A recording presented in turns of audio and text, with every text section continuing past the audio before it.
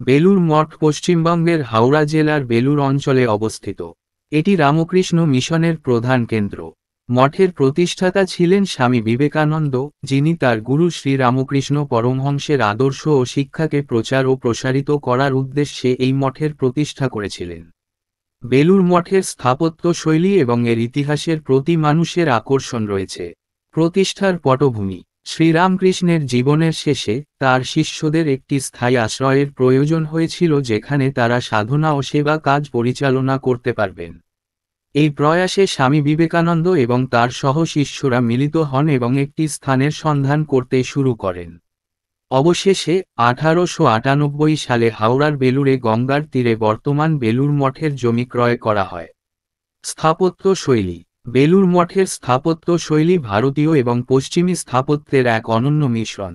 মঠের মূল মন্দিরটি 1938 সালে নির্মিত হয় এবং এটি একটি অসাধারণ স্থাপত্যের নিদর্শন।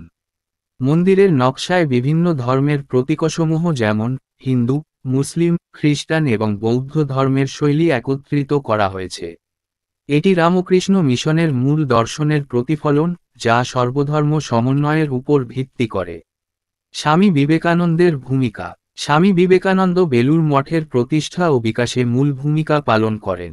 তিনি শ্রী রামকৃষ্ণের জীবনের শেষ পর্বে তার শিষ্যদের একত্রিত করেন এবং তাদেরকে ধর্ম, জ্ঞান, কর্ম ও ভক্তির পথ অনুসরণ করতে উদ্বুদ্ধ করেন। তার অনুপ্রেরণায় বেলুড় মঠ একটি বৈশ্বিক প্রতিষ্ঠান হিসেবে গড়ে ওঠে। বেলুড় মঠের কার্যাবলী: বেলুড় মঠে প্রতিদিন ভক্তি ও ধর্মীয় আচার অনুষ্ঠান অনুষ্ঠিত হয়।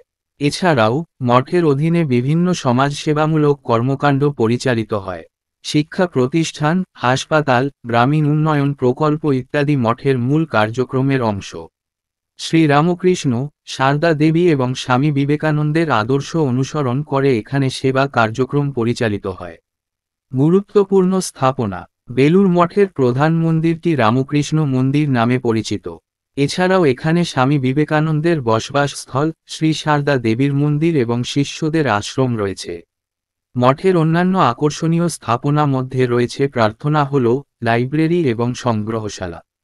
সাংস্কৃতিক ও আধ্যাত্মিক গুরুত্ব: বেলুড় মঠ শুধু একটি ধর্মীয় স্থান নয়, এটি একটি সাংস্কৃতিক কেন্দ্র হিসেবেও পরিচিত।